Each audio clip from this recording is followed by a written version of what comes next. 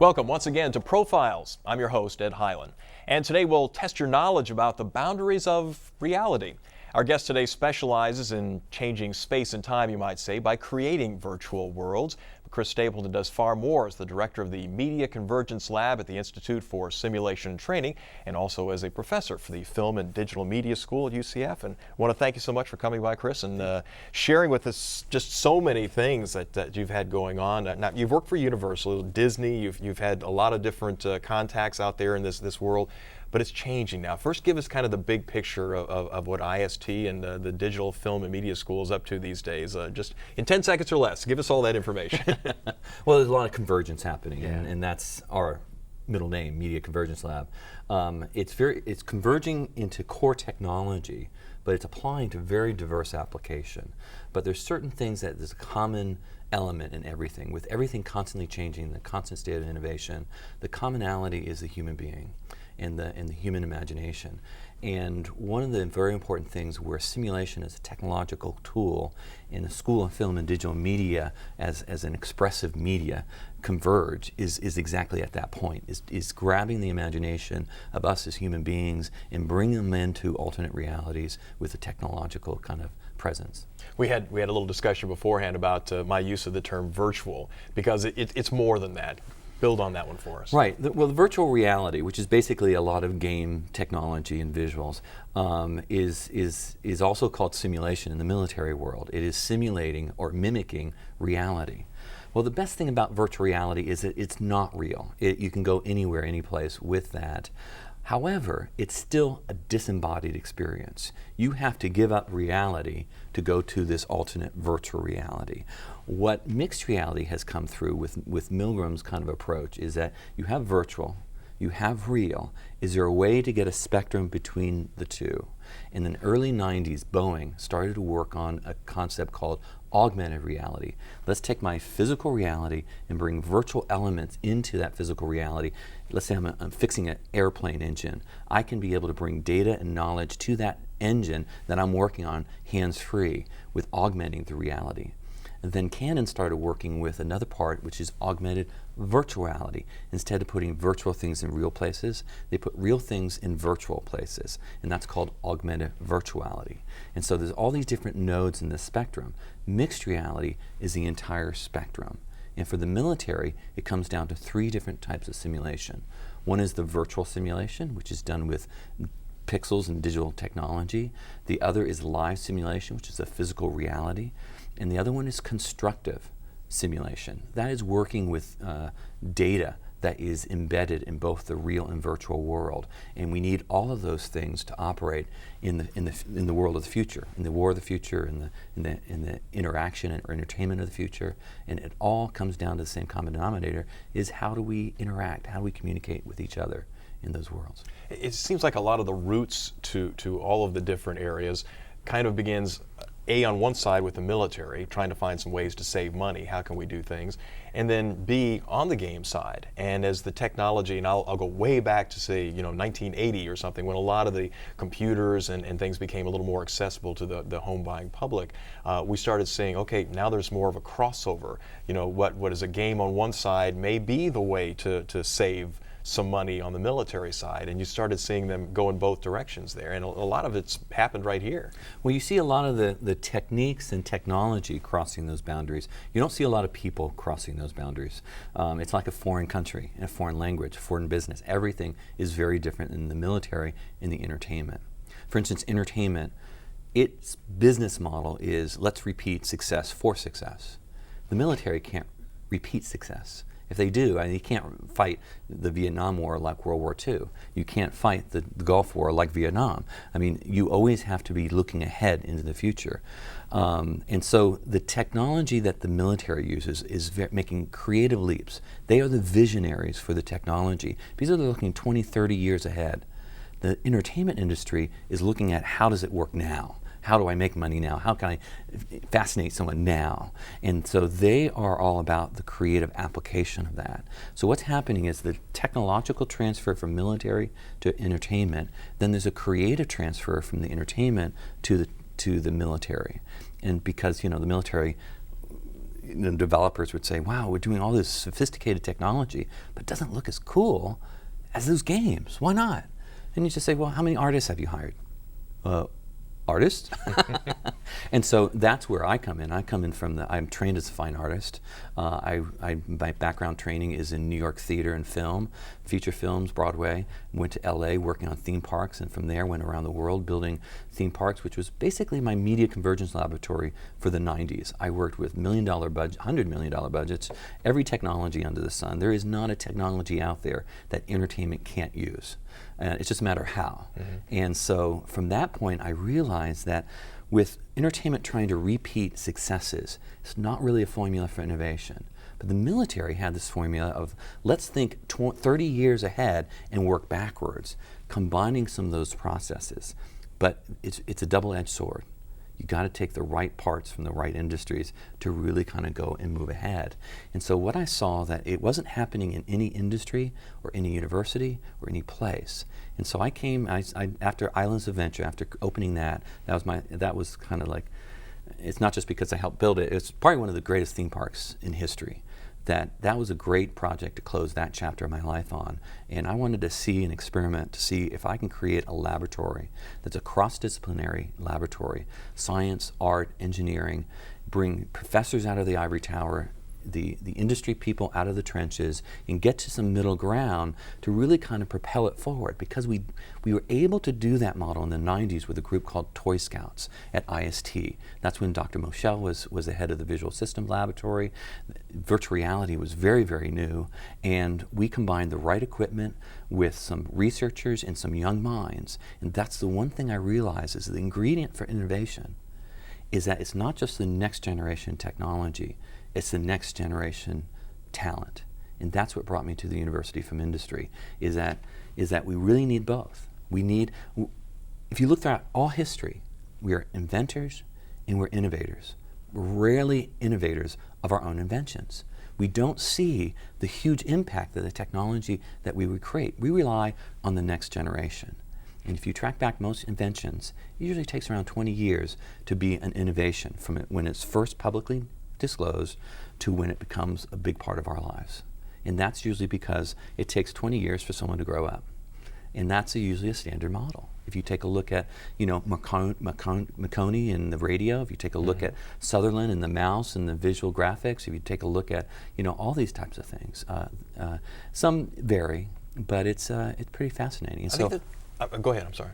So I decided to come to university to develop a laboratory that can bring this convergence of technology, of disciplines, of generations, of ideas, and really start bouncing them on the wall, but really kind of concentrate on how can we take these bright ideas into innovations, because there's a really huge gap. It's the innovator's dilemma. It's like, there's a whole backlog of ideas at universities that can't get out to innovations because we don't like to change as a business, as an industry. Once we got something working, don't break it, don't fix it. Let's take it to the forever. And we have not yet realized that we are just beginning the age of constant innovation. We have to build our whole entire processes of how we take things from ideas to invention to innovation. And that's why I wanted to work on it. I want to work on not just the product, but the process and the people, and really kind of, from the ground up, explore what we had. So I picked University of Central Florida. UCF didn't pick me. And Michael Moschel said, come on, hang out here. No job here, no promise, no money, no space. Just came here to see what's around. And then within 5 years, we raised $4 million worth of funding, from $40 million worth of proposals. 10% rate is not bad. And we became one of the leading research laboratories in mixed reality in the world. And so it really started to show that if you take a look at your process differently and with an open mind, there's amazing things you can accomplish. And the reason why I picked UCF is not because of what it was, it's because of what it could be. It was a unique in the world where it had the World Center for Military Simulation and Modeling, the World Center for Experience Entertainment versus passive entertainment from Hollywood, which all the theme parks and so forth. And it's the #1 foreign destination in the world, which is #1 in the US, which means that there's all sorts of different varieties of people passing through our our town here, our Central Florida, which I think that is a great development ground for future media. Do you think it has changed to the atmosphere? You really hit the head when you talk about open minds and the new generation or next generation coming up. Using Marconi, for example, he was in an era when people said, oh, you can't do that. And he persevered and made it happen. Whereas now it seems that if someone has an idea, the question becomes, yes, we can do that. We just have to figure out how. Because we have the technology. Things have changed in the way we go about doing this business. Yeah. The business is what you're talking about. And that's a critical part. I mean, in design school, we started to learn form follows function. Well, throw that out of the window. Actually, form follows funding, and that's the reality. And one of the things I realized in the innovation process is that once we develop a new technology, it changes the way we make new content or what we put on it, how we affect people, and also changes completely how we do business. If we do not do research that not only looks at the technology and science, but also look at the human impact, both cognitively and imaginatively, that's in content or art or science, psychology, but we also need to look at the production model and the business model all at once before we even consider innovation. And the problem we usually go through each and every time is we use the new technology in old ways. And we fumble, we fail, it takes so much longer, and people go out of business because of it, and that what we really need to do is look at the system so we, from the day one, when the technology begins to change, look at changing all the others. It'll make a lot of people's lives easier, and we'll get to innovation sooner, smoother, and with less obstacles for adoption. Well, let's talk about some of the things you brought with us here, just to give folks a good idea of some of the specifics that you're working on. So let's start with the headset, just to give an idea. This is a mixed reality headset, and what's great about this, when I first started working with IST, these virtual reality headsets were basically the size of toaster ovens. They were giant. You had to have 2 or 3 people working on it. Size of the toaster oven, weight of a bowling ball, and you put it on your head, and you usually had a counterbalance to walk around, and it was great. It was like, because it was a virtual world. It was like a dream. It was lucid dreaming. I mean, with those imagination, what some people like to talk about is it was like tripping. Okay. It's a technological drug or whatever, alternate reality. And but the reality is that we lost that reality. Is that once we put the goggles on, we left out the real world. And so what this does is Canon, starting in 1999, I believe, or 98, they started and took a theory from Milgram to look at this mixed reality continuum. Can we develop a spectrum? And Canon is probably one of the leading companies in optics and printing and imaging, and they started a mixed reality systems laboratory, which run by Dr. Tomura-san, and he developed a series of what we call video see-through mixed reality.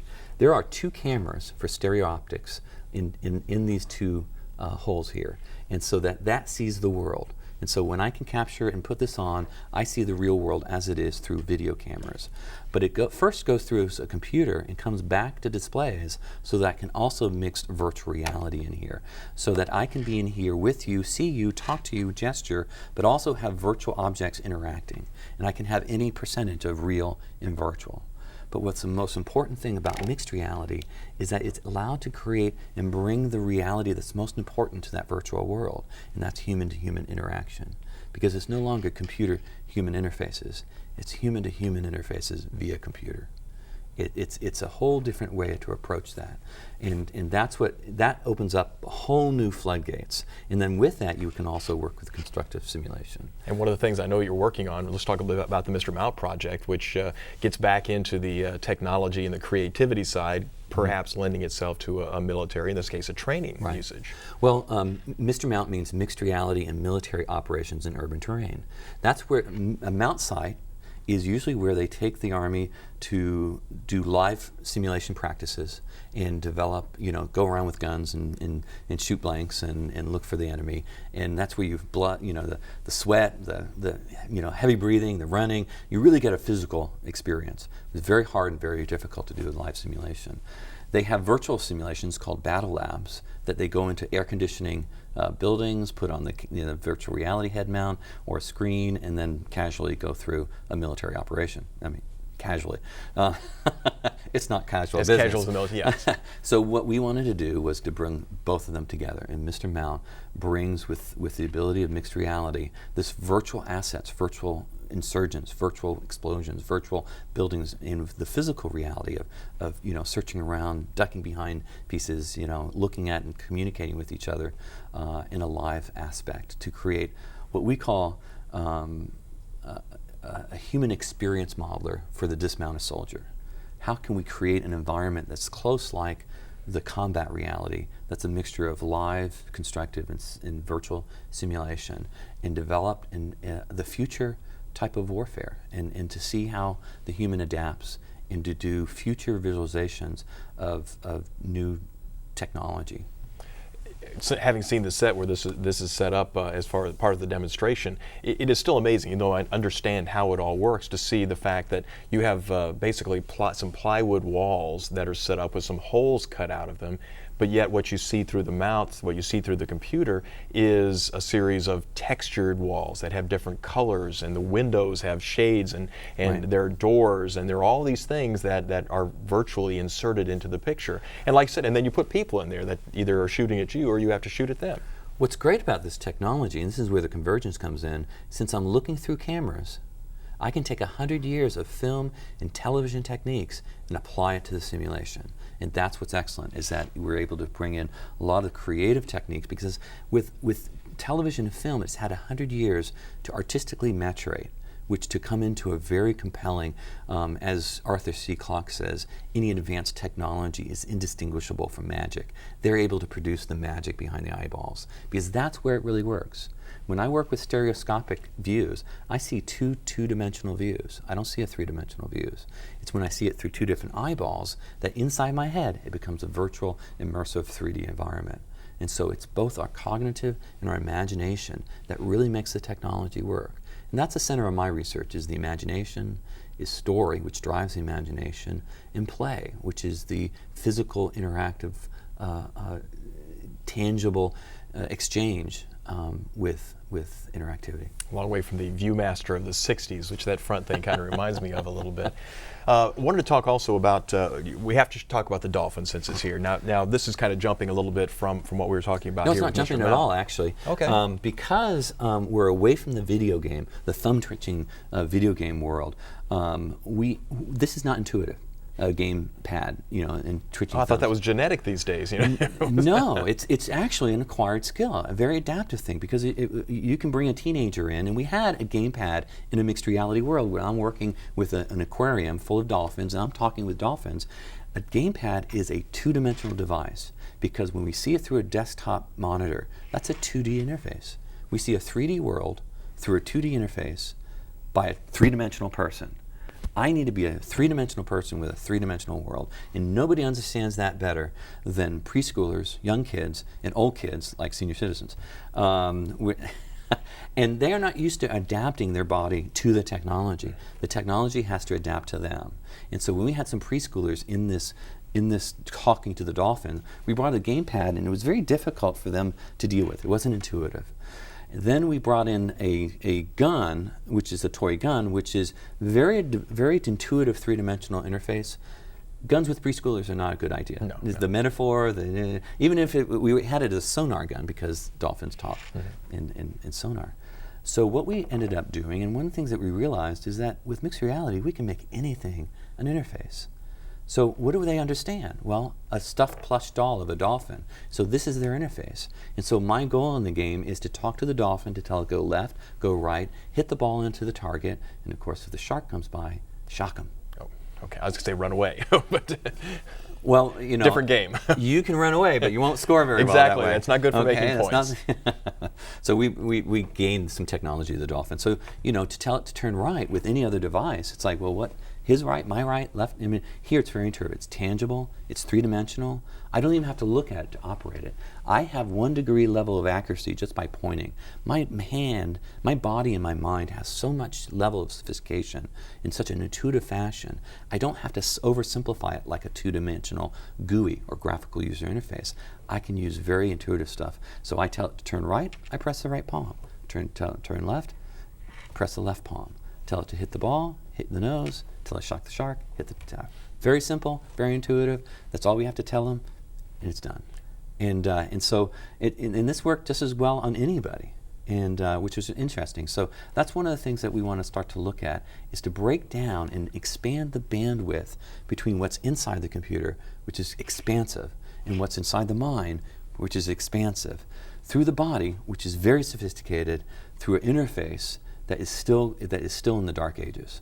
And so we want to really now with technology as being ubiquitous, pervasive, anywhere, any time, any place, we are going to embed the technology so that just talking to me, I can drum up something virtual. Now share with us the thought process. I mean, are there people sitting around a table and said, gee, why don't we do it in a dolphin? Or is it more of a case where you actually got the input from say a child or an older person who said, if I was holding an animal, this would be easier? I mean, share with us how some of these ideas are born. This is the cross-generational thing. We had somebody who made this, actually his name's Peter. He went on to Carnegie Mellon Entertainment Technology Center. Is now going out, he's probably graduating now and entering, he's a star student, he's probably going to be a star professional out there, and he's just a child at heart, and his favorite place is Disney. And he lives and breathes experiential entertainment, and he would grab anything and start making it into something. He was not of the game generation. He was in the theme park generation, and that's how Mr. Mount kind of started.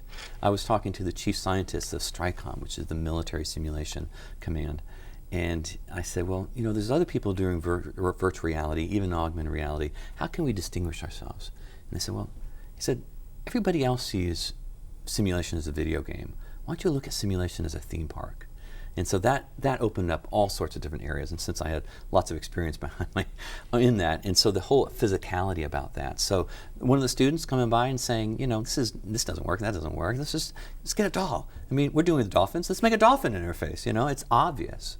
But that's what the definition of innovation is. Mm-hmm. It's doing the surprisingly obvious, and we don't see it. And that's why the younger generation has to leapfrog in some of these concepts or make creative leaps over the old generation. Now, it's important, the seasoned experienced professional is important to this equation. We need to focus and get to productive means. But sometimes you just need a wild, crazy idea from left field, which is surprisingly obvious. And that's the mixture that we wanted to create in the lab. And so in our lab, we have a wood shop, we have an electronics shop, we have a staging area, we have a human testing area, we have a production studio, we have an audio simulation laboratory. We basically have the production facility of the future with what I call experiential media, which is simulation as an expressive tool versus another tool. And so that if we have an idea, we can pull the bits and bytes together, the nuts and bolts, the screwdrivers and hammers, and just create it. And we usually mock it up and do rapid prototyping and all sorts of fun stuff. It sounds like you play a lot over there too.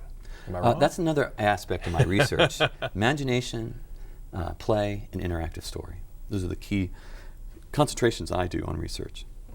Where do we go next? I mean, there is so much that's there, and I started bringing the theme parks and say, well, do you ever go to a theme park and see what they've got? Realizing, of course, that by the time it gets to that end, well, but at the same time, by the time it gets to the consumer side of it in the theme park, it's almost old technology. I mean, it takes a year or more to get all that stuff off the drawing board. I like to say tried and true. Tried and true. Okay. Well, let's just say tried and true then. But you want stuff. You're going for new stuff. You're before the tried and true. You're in the I'll take what works. New and innovative. If it works, we do it. And it's a combination, and that's both also the convergence, tried and true, and new and innovative, and wild. The reason why I came here, I'll work with that. I feel that Central Florida is in a position to become the experiential media capital of the world. It already has a couple of world titles, but the experiential media is the future of the next generation of the technology, of media technology. Games are just a small start in that generation, but still it's very 2D, it's very virtual. But pretty soon, mixed reality, especially with video see-through, everywhere video is, mixed reality can be. From security cameras to cell phones. My cell phone will be in my mixed reality see-through.